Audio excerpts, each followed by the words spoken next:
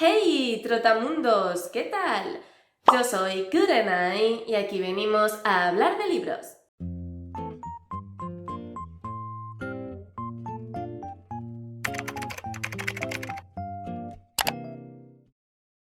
El otro día estaba yo bicheando en redes sociales y vi un tuit con el que me sentí personalmente atacada, ¿vale? Porque decía algo así como: las lectoras be like, ese libro me ha destrozado la vida, ese libro me ha roto el corazón en 1000 pedazos, he estado una semana llorando pensando en ese libro. 5 estrellas. Y os prometo que yo me sentí como si ese tuit me hubiera mirado profundamente a los ojos, como si ese tuit hubiera visto en lo más hondo del abismo de mi alma. Porque sí, yo soy ese tipo de lectora, soy el tipo de lectora que cuando un libro me destroza la vida, le pongo 5 estrellas. Y aunque pueda parecer que es porque no estoy muy bien de la cabeza, cosa que no niego, ¿qué queréis que os diga? A mí personalmente me parece precioso tener tal implicación con un determinado libro hasta el punto en que es una historia que te deja en la más absoluta miseria emocional y aún así le pones 5 estrellas. ¿Por qué? Porque te has implicado muchísimo con la historia, con los personajes, con lo que te quería contar el autor. Y sí, es cierto, te ha dejado un vacío emocional insondable, pero ese vacío emocional es muy difícil de conseguir. A mí me resulta muy complicado leerme un libro que me guste hasta tal punto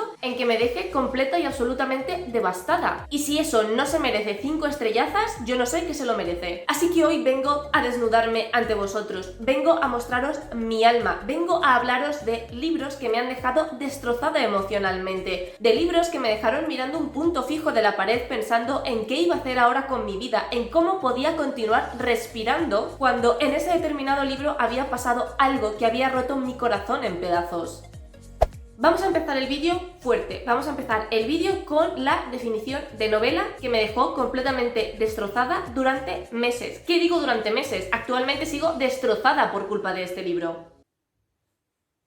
Es que, no tengo nada más que decir. Este libro es la devastación hecha página. A mí, este libro me dejó en la miseria total y absoluta. A mí, este libro me dejó tocadísima, me dejó en shock. Si alguno se está preguntando si he hecho este vídeo como excusa para poder recomendaros otra vez la canción de Aquiles, no descartaré que estéis en lo correcto. La canción de Aquiles es un retelling de la guerra de Troya contada desde el punto de vista de Patroclo, que en esta historia no es el mejor amigo de Aquiles, no, ni tampoco su primo, sino que la autora Madeline Miller opta por una versión un poco más escandalosa, podría decirse, porque convierte a Patroclo en el amante de Aquiles, que actualmente ya no es tanto una especulación, sino que seguramente fuera lo más probable, que ambos fueran amantes. Yo cuando me puse a leer este libro no tenía ni idea de que me iba a destrozar, pero además yo sabía cómo iba la historia. Conozco perfectamente el mito de Aquiles, conozco perfectamente lo que sucedió en la guerra de Troya y por lo tanto yo era consciente de cómo iba a terminar esta novela. Yo iba mentalizada de que era imposible que esta obra terminara bien, porque si Madeline Miller se apegaba al mito original, por mucho que fuera un retelling, esta señora tampoco puede hacer milagros históricos, ¿vale? Y aún así me impliqué tantísimo con la historia, con los personajes, con la forma tan bonita, poética, delicada que tiene de narrar la autora, que yo estaba dentrísimo de la historia. Yo quería adoptar a Patroclo, quería que Patroclo fuera mi hijo para siempre. Mira que Aquiles es una figura histórica que siempre me ha caído fatal, pero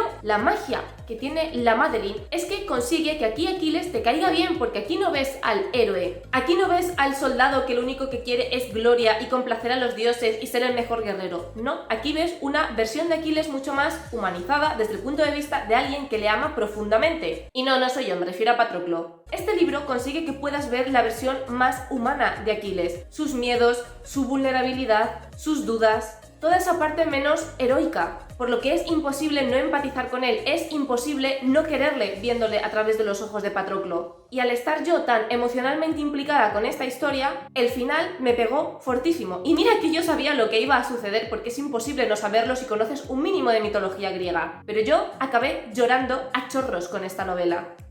Otra saga que me destrozó a base de bien y que la estuve sufriendo durante 6 libros fue Cazadores de Sombras. Concretamente, lo que yo sufrí de esta novela no fue la historia en sí, aunque sí que es cierto que hay un montón de momentos dramáticos, que hay un montón de personajes que me gustan que no paran de sufrir. Con lo que más me impliqué yo fue con la relación que hay entre Ale y Magnus, porque yo a Alec me pasó un poco como con Patroclo, que lo adopté en cuanto salió en el libro. Yo quería que a Alec le fuera todo absolutamente perfecto, cosa que es imposible porque es un cazador de sombras, es decir, unos humanos con sangre de ángel que se dedican a combatir a los demonios, así que es imposible que si tu trabajo consiste en matar demonios las cosas te salgan bien, más que nada por pura estadística. Pero además, el hándicap con el que contaba mi querido Alec es que es gay, algo que está súper mal visto dentro de la sociedad de los cazadores de sombras. Y no solo encima es gay, sino que tiene el atrevimiento de enamorarse de un brujo, que los brujos en este mundo entran dentro de lo que los cazadores de sombras llaman subterráneos, que son todas aquellas criaturas sobrenaturales que no son humanos pero tampoco son demonios, pero en sus venas sí que corre sangre de demonios, que es lo que hace que sean especiales. Es decir, brujos, hadas, licántropos, vampiros. Entonces, Alec no solamente tiene el estigma de ser gay dentro de una sociedad en la que está súper mal visto que te guste alguien de tu mismo género, sino que encima tiene la problemática añadida de que él, siendo cazador de sombras, puede morir en cualquier momento, teniendo en cuenta su trabajo, mientras que Magnus, siendo un brujo, es inmortal.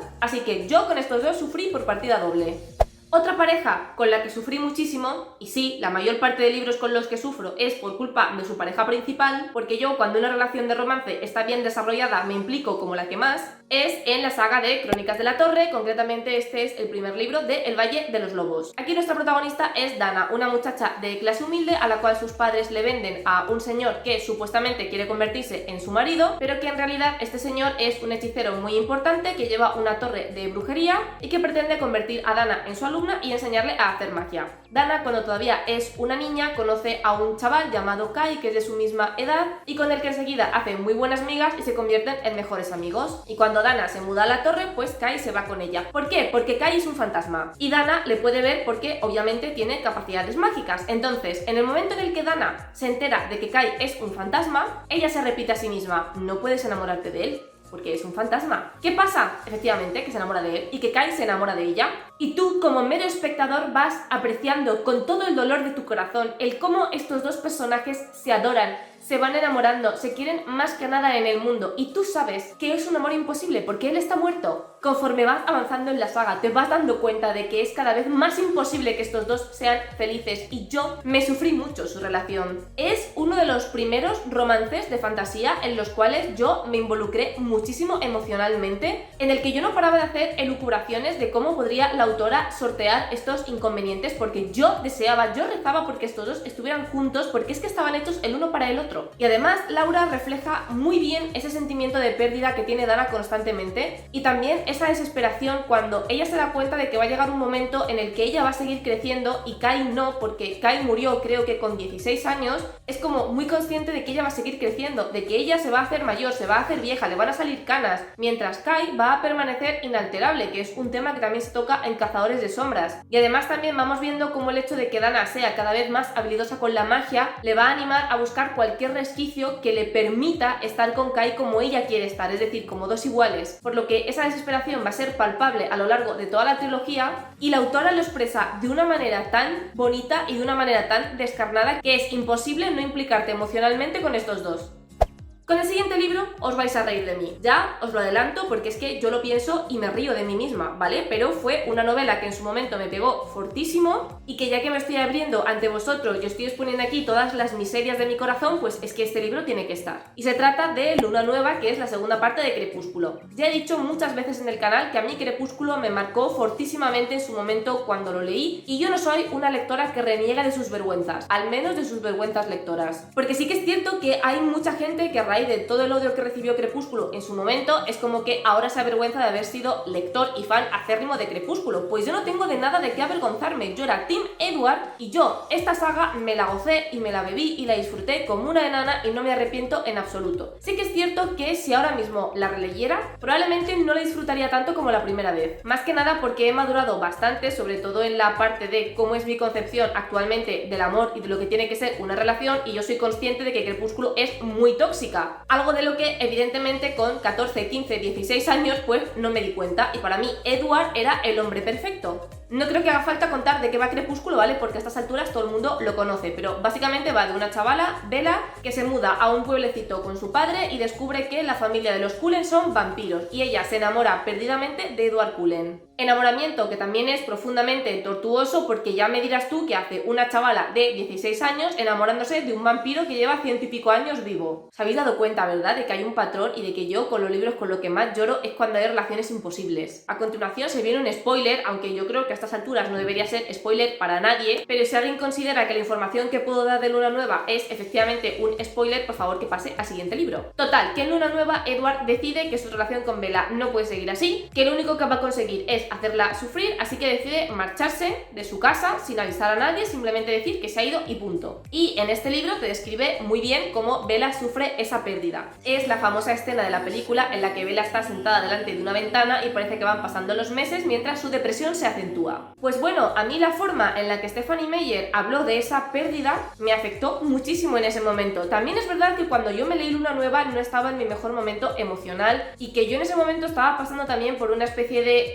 duelo romántico, por decirlo de alguna forma. No era una ruptura como tal, pero sí que fue una decepción amorosa bastante dañina, y justo pues coincidió que se alinearon los astros y yo me leí Luna Nueva más o menos en ese momento, por lo que los sentimientos que tenía Bella, la forma en la que Bella estaba expresando ese duelo, la sentí muy dentro porque yo me sentía de la misma forma que ella. Entonces, toda la desazón que estaba sufriendo Bella en el libro, yo llegué a sentirla como si fuera mía propia y sentí que la autora estaba poniendo en palabras aquello que yo era incapaz de expresar pero que estaba sintiendo en ese momento. Yo con este libro lloré y lloré muchísimo, fue como catártico en cierto sentido. Para que veáis que incluso la literatura, que desde fuera puede parecer simplona, comercial, de bestseller y que puede parecer que no aporta ningún tipo de valor, dependiendo del momento en el que la leas, dependiendo de tu estado mental, puede afectarte muchísimo y puede ser un alivio encontrar en libros tan aparentemente tontos a un personaje que te entiende y que sabe expresar lo que tú estás sintiendo.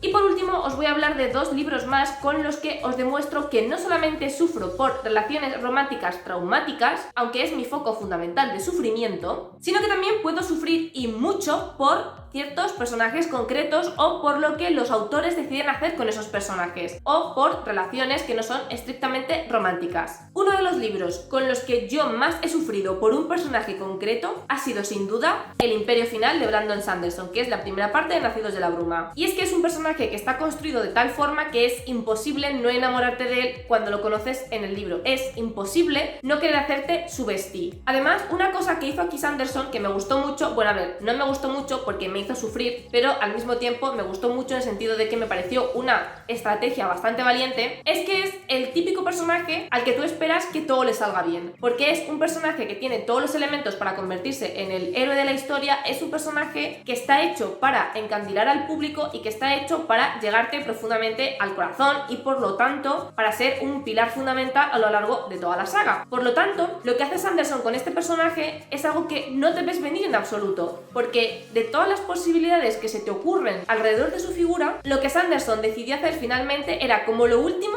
que estaba en mi escala de posibilidades. Esto lo que hizo fue convertir a esta figura en un personaje todavía más impactante, en uno de esos personajes que se te quedan enquistados en el corazón y de los que eres incapaz de olvidarte, sobre todo si, como en mi caso, le coges muchísimo cariño desde el principio, y a mí me pareció una estrategia bastante audaz por parte de Sanderson, y lo último que te esperas, y menos en el primer libro, es que el autor decida hacer eso. Y a mí esta decisión de Sanderson me dejó completamente choqueada para el resto de la trilogía. Ah, bueno, que no os he dicho de qué va la saga, que me he liado yo aquí a hablar y no os he contado ni el argumento, aunque imagino que lo conoceréis porque Nacidos de la Bruma es como súper conocido si te gusta la fantasía. Aquí estamos en un mundo en el que durante más de 1000 años ha reinado Lord Legislador, que es un tirano que mantiene a la clase obrera esclavizada. Una de esas voces discordantes con el régimen es Kelsier, que es un alomántico. Los alománticos son aquellas personas que son capaces de extraer poder de los metales y adquirir una serie de habilidades que los convierten en prácticamente imbatibles en combate. Kelsier conocerá a la protagonista, que es Bean, una niña que tiene capacidad alomántica y que durante toda su vida se ha dedicado a robar para subsistir, así que cuando Kelsier la descubre, decide captarla para su banda y enseñarla a utilizar sus poderes alománticos para que en el futuro ella se convierta también en parte de esta resistencia y entre los dos consigan matar por fin a Lord Legislador.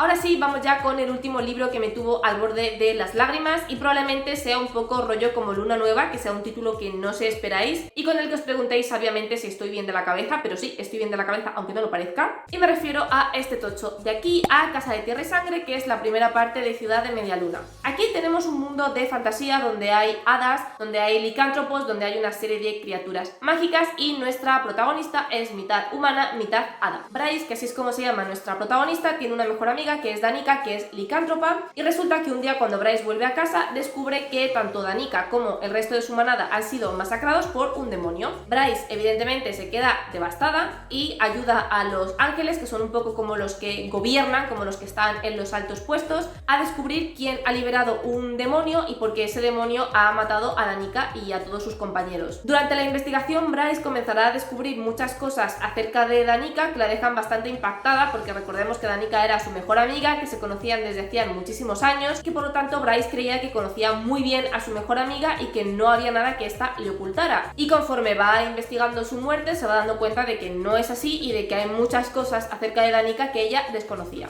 Y lo que más me gustó de esta novela es que, a pesar de que en ningún momento llegamos a conocer a Danica directamente porque muere en los primeros capítulos, y a pesar de que desde el principio no podemos entender el dolor de Bryce porque no hemos conocido la relación tan estrecha que tenían, la manera en que te introducen los flashbacks, la manera en que otros personajes hablan de Danica, la manera en la que Bryce te va contando cómo era su relación con su mejor amiga, hacen que, prácticamente sin darte cuenta, consigas cogerle muchísimo cariño a ese personaje, a pesar de que nunca has llegado a conocerla como personaje como tal porque la conoces a raíz de los recuerdos. Y yo realmente no me di cuenta del cariño que le había cogido a este personaje hasta que llega al final, pasa cierta cosa y yo prácticamente me puse a llorar porque ahí fui consciente de la relación tan bonita que tenían Danica y Bryce, de lo mucho que se querían como amigas y del profundo cariño que le había cogido yo a un personaje al que en ningún momento llego a conocer directamente. Y eso me impactó muchísimo porque yo nunca habría esperado implicarme tanto emocionalmente con un personaje al que no conozco porque está muerto desde el principio. Y la manera en la que Sarah J. Maas consigue esto sin que te des cuenta, o al menos yo no me di cuenta, hizo que ese momento revelador fuera todavía más impactante.